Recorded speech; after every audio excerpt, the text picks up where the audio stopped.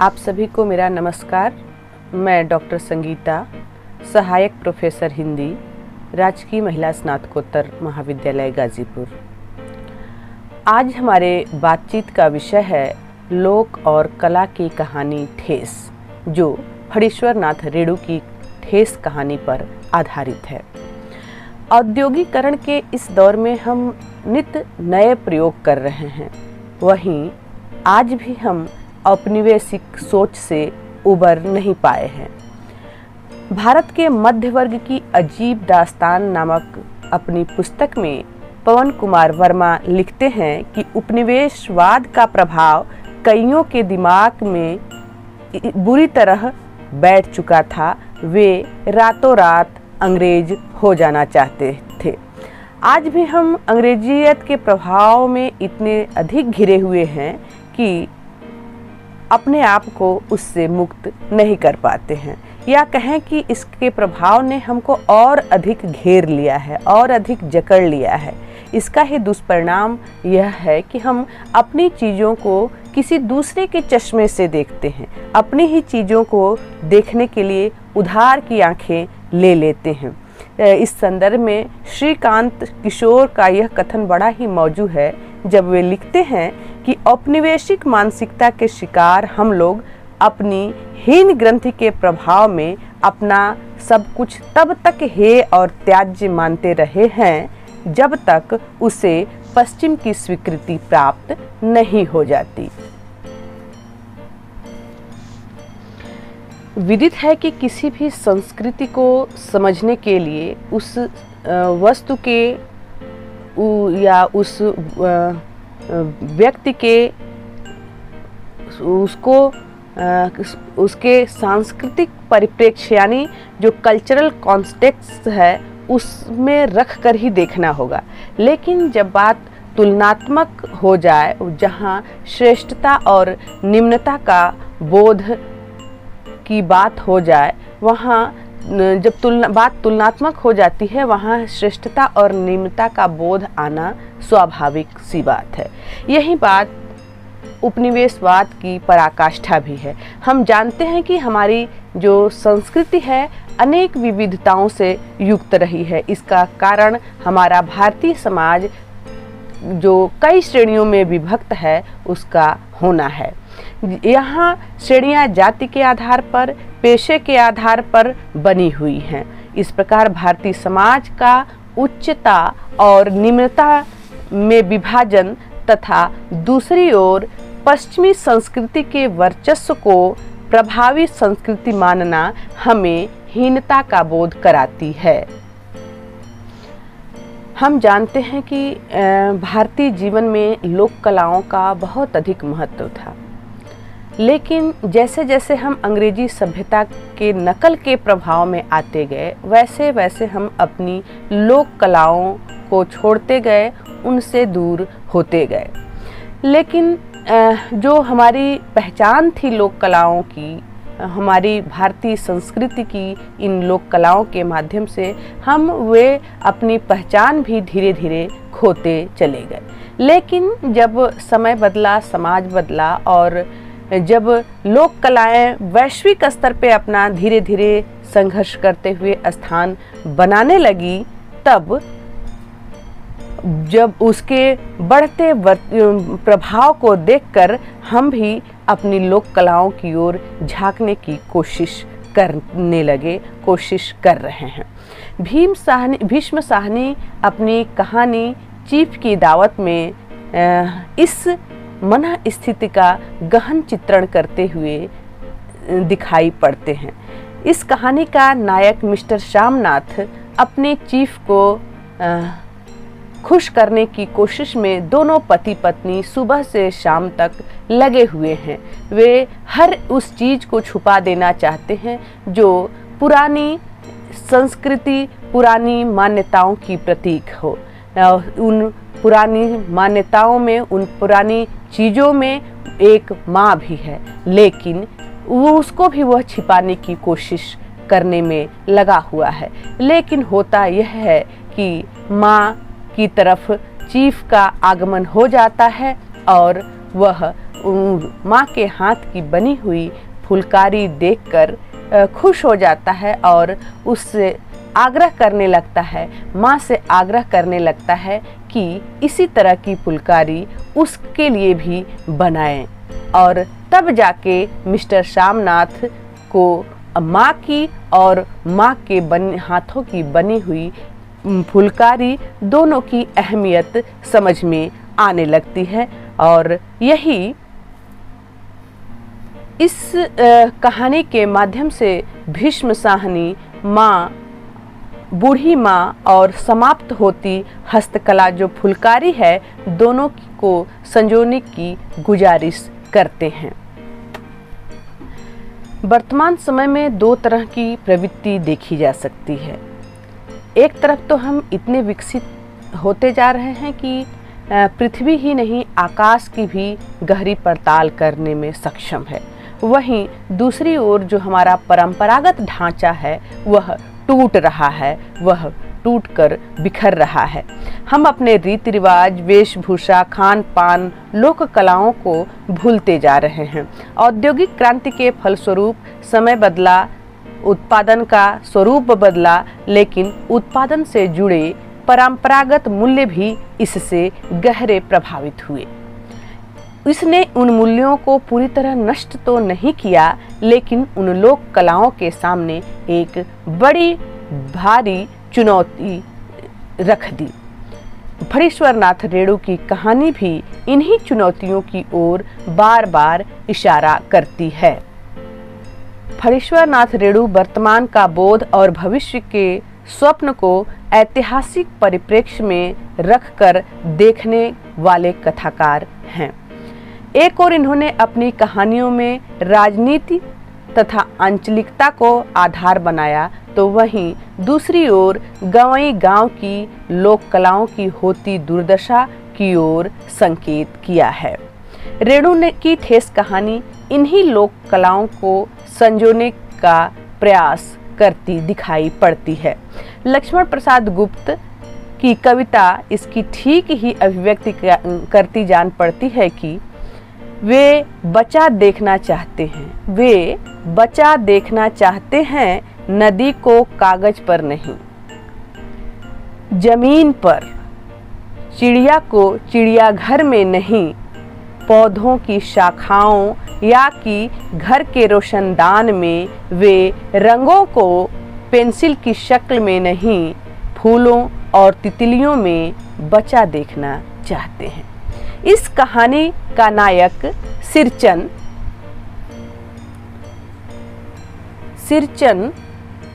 भोजपुरी के शब्द सैचन से बना हुआ है। सिरचन भी उसी खत्म होती परंपरा का वाहक है, उसी खत्म होती परंपरा की एक कड़ी है। जो सिरचन एक समय में बहुत अधिक मान सम्मान पाता था, उसके बुलाने के लिए खूब अच्छे पकवान बनाए जाते थे, खूब अधिक मान सम्मान था। तब कहीं जाकर सिरचन उनके घर जाने को तैयार हो रहा था। लेकिन आज स्थिति पूरी तरह से बदल चुकी है। आज सिरचन को मुक्तखोर या चटोर कहा जाने लगा है। एक समय था जब उसके मड़ैया के पास बड़े बड़े बाबू लोगों की सवारियां बंधी रहती थी। उसे लोग पूछते ही नहीं थे, उसकी खुशामद भी करते थे। आज स्थिति यह है कि लोग सिरचन को काम पर रखने का मतलब बेगार समझते हैं। इसका कारण पारंपरिक ढांचे का टूटना है। सिरचन यह मान सम्मान यूं ही नहीं पाता था। इस मान सम्मान के पीछे उसकी काम करने की लगन, कड़ी मेहनत और अपने काम के प्रति तन्मयता थी। वह अपने काम को पूरे मनोयोग से करता था। उस समय उसको खाने पीने तक की भी सूध नहीं रहती थी। उसका अपने कामों में तल्लीनता का ही परिणाम था। उसकी कारीगरी को लोग खूब पसंद करते थे। सिरचन जाति का कारीगर था। उसके नस में ही काम के प्रति तन्मयता और ईमानदारी बसी हुई थी। लिखते हैं फणीश्वरनाथ रेणु लिखते हैं, मैंने घंटों बैठकर उसके काम करने के ढंग को देखा है। एक एक मोती और पटेर को हाथ में लेकर बड़े जतन से उसकी कुच्ची बनाता, फिर कुच्चियों को रंगने से लेकर सुतली सुलझाने में पूरा दिन समाप्त। काम करते समय उसकी तन्मयता में जरा भी बाधा पड़ी कि गेहूं सांप की तरफ फुफकार कर उठता, फिर किसी दूसरे से करवा लीजिए काम। सिरचन मुंहजोर है, कामचोर नहीं। निश्चय ही सिरचन एक कलाकार है। उसकी तन्मयता ही उसके काम के परिणाम को दर्शाती है।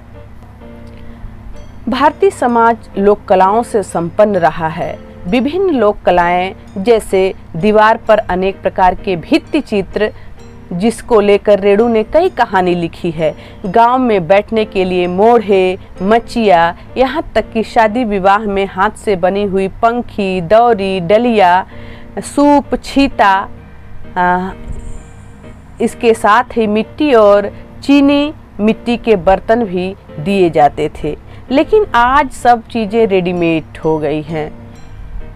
पहले खाना खाने के लिए हाथ से बने हुए पत्तल, जो कि प्रकृति के अनुकूल हुआ करते थे, प्रकृति सारी चीज़ें हम प्रकृति के अनुकूल थीं, लेकिन धीरे धीरे प्लास्टिक और थर्माकोल जैसे इन सारी चीज़ों से बनने वाले पदार्थों के आ जाने से यह प्रकृति के लिए भी एक चुनौती बन गई है। निश्चय ही यह जो प्लास्टिक की समस्या है उसका निस्तारण बहुत बड़ी चुनौती के रूप में हमारे सामने आ रही है। हम देखते हैं कि गांव के कलाकार अपने हाथों से बनी हुई चीज़ों को केवल बनाता ही नहीं है, बल्कि उसको अपने हाथों की जो अपने मन की पूरी मिठास है उस मिठास से उसको भर देता था। इसके साथ ही ये जो सिरचन उसी समाप्त होती परंपरा का वाहक है। सिरचन उस परंपरा को अभी भी जीवित रखने की एक कोशिश लगातार कर रहा है, लेकिन उसके इस कोशिश के बदले लोग फटा पुराना देकर उस परंपरा को जीवन देने का प्रयास तो छोड़ ही दीजिए, बल्कि वह दिन भर की उसकी मेहनत के बदले उसे पुराने धुराने कपड़े देकर ही विदा करने में इतिश्री समझते हैं। कहने का तात्पर्य यह है कि लोक की परंपरा भी उसी पुराने कपड़े के समान ही बची हुई है, जो बस अब समाप्ति की कगार पर है। निश्चय ही अब इस तरह के काम को लोग बेगारी समझते हैं, जिसके कारण दिन भर काम करने के बाद भी कला का सम्मान करने वाला नहीं दिख रहा है। कला और कलाकार का यह अपमान सिरचन के मन को अंदर से छिल देता है। तभी तो वह भज्जू महाजन की बेटी से कहता है, बड़ी बात ही है बिटिया, बड़े लोगों की बस बात ही बड़ी होती है, नहीं तो दो दो पटेर की पटियों का काम सिर्फ खेसारी का सत्तू खिलाकर कोई करवाए भला? यह तुम्हारी माँ ही कर सकती है बबुनी। इन सब के बावजूद भी हम देखते हैं कि समाज में कुछ ऐसे कद्रदान भी हैं जो इन लोक कलाओं के संचय के लिए प्रयासरत दिखाई पड़ते हैं।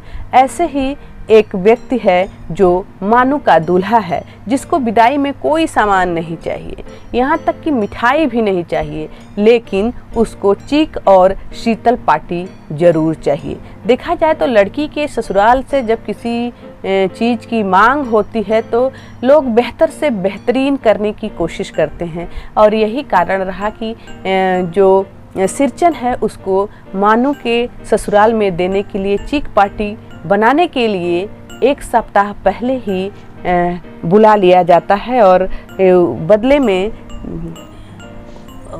हिदायत भी दी जाती है कि यह चीज़ बहुत अच्छे से बने और लोग देखते ही रह जाएं।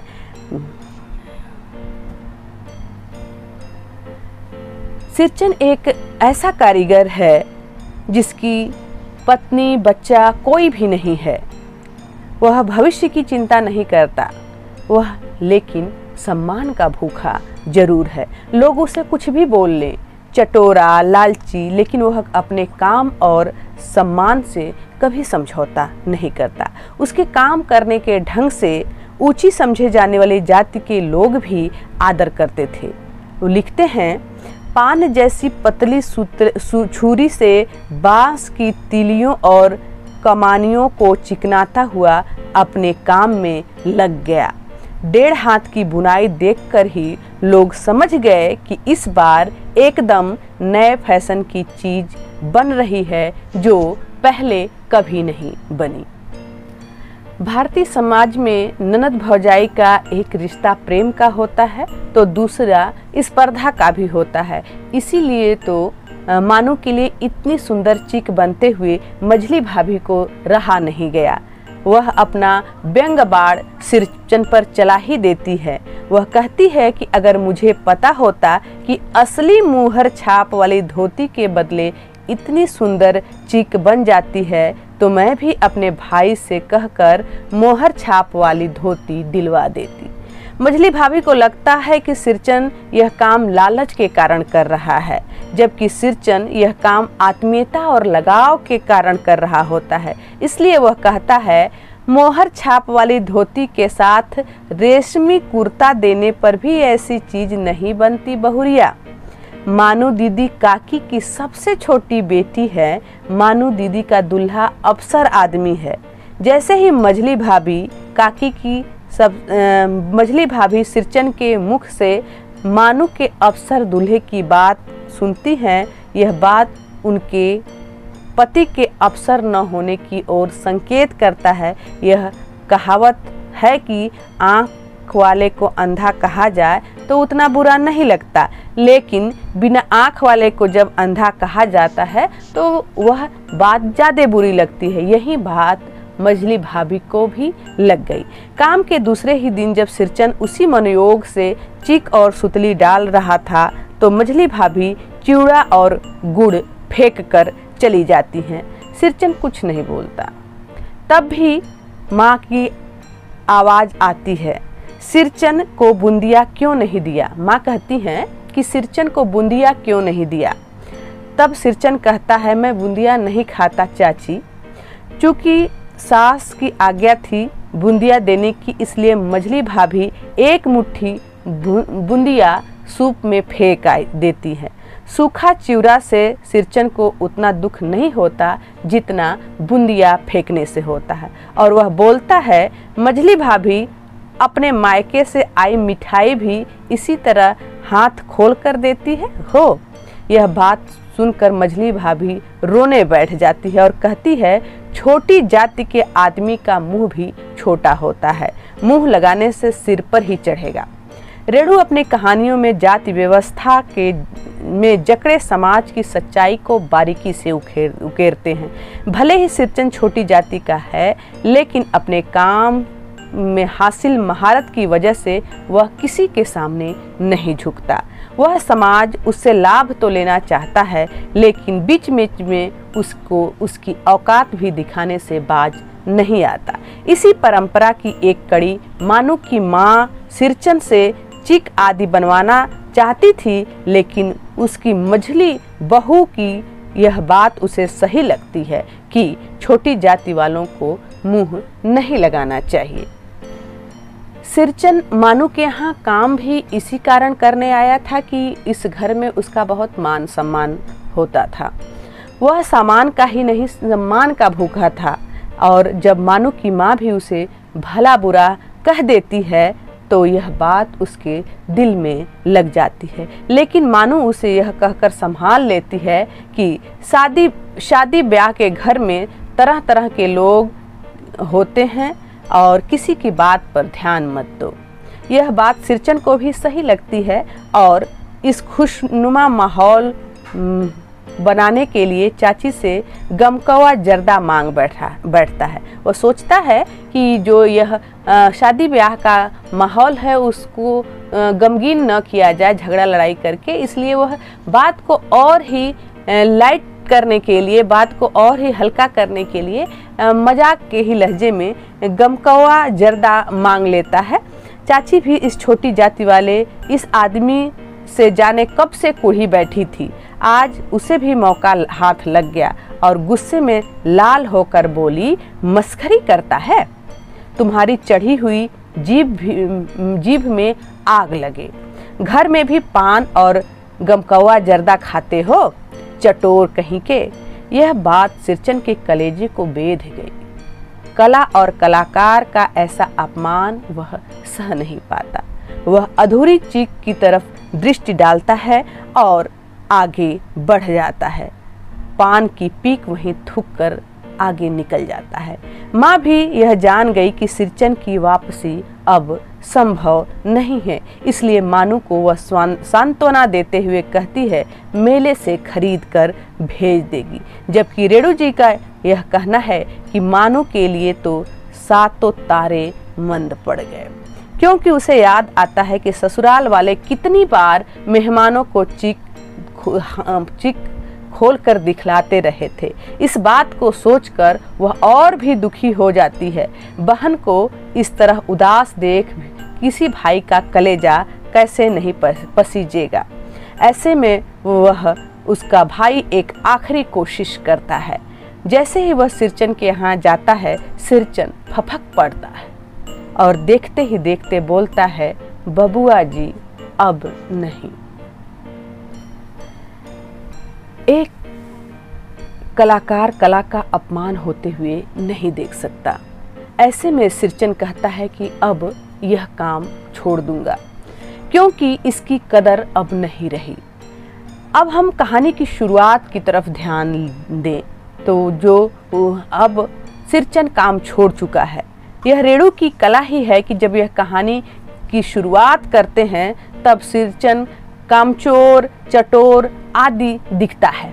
हम भी जब कहानी पढ़ते हैं तो बार बार जो सिरचन का चरित्र उभर कर आता है वह इसी रूप में आता है। वास्तव में ऐसे कामचोर व्यक्ति को काम पर क्यों रखा जाए, लेकिन जैसे जैसे ही कहानी आगे बढ़ती है पाठक सिरचन के साथ हो लेता है।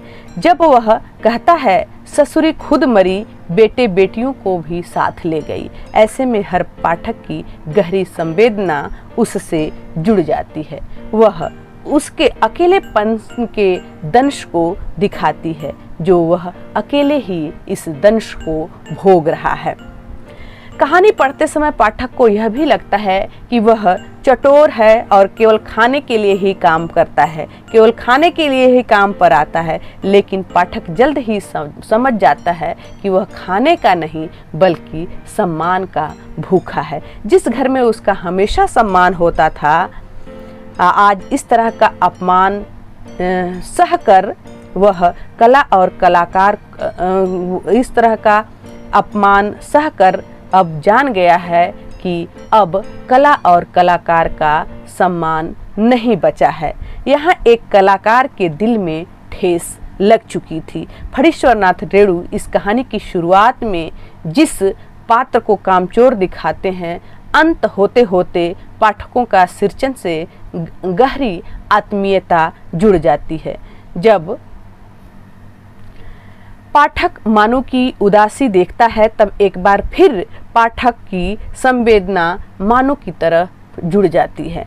जब मानू उस अधूरी चीख को मोड़कर अपने साथ बहुत संभाल कर रख लेती है तब एक बार फिर सिरचन को कोसने का दिल चाहता है। इस कहानी में मानू एक ऐसी किरदार के रूप में चित्रित हुई है जो अपने दुख को तो प्रकट करती है लेकिन किसी को कुछ नहीं बोलती, जिसकी वजह से पाठकों की संवेदना पा जाती है।